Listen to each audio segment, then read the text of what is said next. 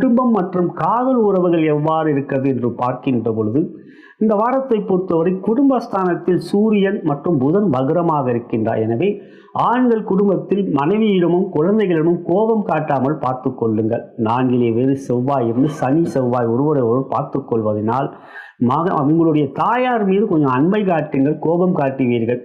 அவ்வாறு இல்லாமல் மனைவி மற்றும் தாயார் மீது அன்பு காட்டுவதனால், குறிப்பாக ஆண்களுக்கு பெண்கள் மீது இந்த வாரம் கொஞ்சம் கோபம் காட்டுவதனால், அவர்களிடம் வருத்தம் வருவதனால் மகாலட்சுமியின் ஒரு அருள் பரிபூர்ணமான அந்த அருள் பெறுவதில் தடைகள் ஏற்படும் என்பதனால் குடும்ப உறவுகளிலே பெண்களிடம் அன்பை காட்டுவது நல்லது.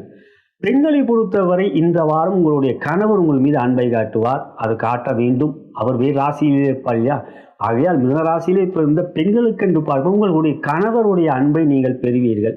ஆகையால் குடும்ப உறவிலே குழந்தைகளுடைய கல்வியிலும் அவர்களுடைய படிப்புகளும் சிறப்பாக இருக்கும். 5ஆம் இடத்தை குரு பார்ப்பதனால். எனவே